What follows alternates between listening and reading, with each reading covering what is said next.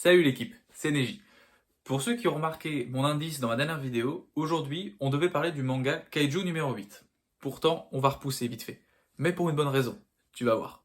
En achetant mes mangas de la vidéo du mois de mai, j'ai récupéré ceci, Zo Manga. Ça existe aussi en BD et en fait c'est pour les futurs previews qui vont sortir dans le mois qui arrive, donc c'était pour le mois de juin.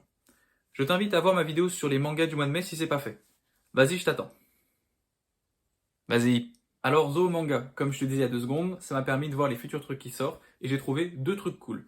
Et mon pif me dit qu'on est devant 2 mangas qui vont marcher. Donc là, on va en parler. Donc assieds-toi, écoute bien, c'est parti. Alors, les 2 mangas sortent en même temps le 6 juin, donc vous savez ce qu'il vous reste à faire si ça vous intéresse. Et on va commencer par le premier qui est en couverture sur mon magazine, Nine Peaks.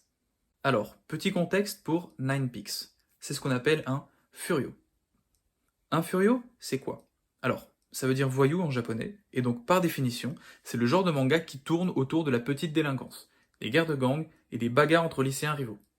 Le meilleur exemple qui me vient en tête, c'est Crozero, manga à la base, puis adapté en 3 films. Des lycéens se mettent sur la gueule pour savoir qui sera le plus fort, et après, quand c'est fait, ils se la mettent sur la gueule entre lycées rivaux pour savoir qui est le plus chaud de la région. Ouais, c'est un concept. Plus récemment, on a eu Shonen 7, sous-histoire de l'univers de GTO. Mais on est dans le même délire pour ceux qui connaissent. On rentrera dans le détail une autre fois parce que c'est tellement riche que ça mérite une vidéo dédiée. À venir. Gaku, le personnage principal de Nine Peaks, c'est un lycéen qui se tape tous les jours au bahut et qui s'entend pas du tout avec son père. À la mort de ce dernier, Gaku part pêcher, comme le faisait son père, de son vivant, comme pour lui rendre une sorte d'hommage. Et comme un débile, il tombe à la flotte. Il remonte, et là, il tombe sur un jeune de son âge qui pêche. Et c'est là qu'il se rend compte qu'il a fait un saut dans le passé. Et que le gars avec qui il pêche, c'est son père quand il avait son âge. Alors, au-delà du thème baston, on peut se poser plusieurs questions. Comment c'est possible que Gaku ait remonté le temps? Est-ce qu'il est le seul à l'avoir fait? Est-ce que c'est pas dangereux de modifier la ligne du temps comme ça? Et est-ce que c'est pas dangereux d'être pote avec son père quand on a le même âge?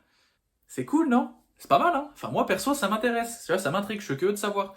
Et ça me fait penser aussi à Retour vers le futur. Tu vois, quand Marty retourne dans le passé, il commence à parler avec son père. Bon, je vais m'arrêter là pour le détail. Si t'as pas vu le film, vas-y. Les Retours vers le futur, c'est un classique. Vous savez où on va avec Nine Peaks. Rendez-vous le 6 juin. Et c'est parti pour l'autre manga, dont il faut qu'on parle à présent. Dark Souls Redemption. Alors déjà, c'est fait par un Français. Et ça, on respecte. Pour les non-initiés, Dark Souls, c'est un jeu vidéo ultra connu, du studio From Software, sur un thème Dark Fantasy. Dragons, gobelins, chevaliers, mages et autres créatures dégueulasses, le Seigneur des Anneaux en version hard en gros. On a déjà eu un manga Elden Ring, comme le jeu, du même studio qui l'a créé. Mais par contre, c'est un manga parodique. C'est pas trop mon kiff, moi je t'avoue.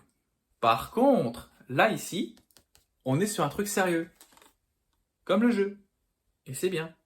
Au début du manga, on suit une jeune femme qui se réveille dans un tombeau, lui-même dans un cimetière jonché de squelettes. Ça sent la destruction. C'est palpable, tu vois. On n'a pas d'indication de temps et de lieu, même la femme, elle sait pas où elle est, et on capte juste que c'est la merde dehors et que le danger est partout.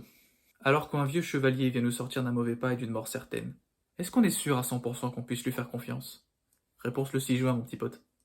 Et voilà l'équipe, je voulais vous parler de 2 petits mangas qui vont sortir le même jour, donc le 6 juin. On va suivre ça avec intérêt, parce que je pense qu'on est devant 2 trucs qui vont marcher. J'espère que cette petite mise en bouche vous aura plu. En tout cas, à l'heure où je tourne, ça sort dans 10 jours. J'ai hâte. Si ça vous a plu l'équipe, n'oubliez pas le petit pouce vers le haut, le petit commentaire si vous avez des choses à me dire, ou si vous avez des idées à me conseiller. De toute façon, je vous lis, il n'y a pas de problème. Pensez à vous abonner. Toi qui regardes cette vidéo, pense à t'abonner, ça m'aide. J'aimerais bien monter jusqu'aux 50. Et la prochaine fois, promis, on parle du manga Kaiju numéro 8. Allez, tchuss.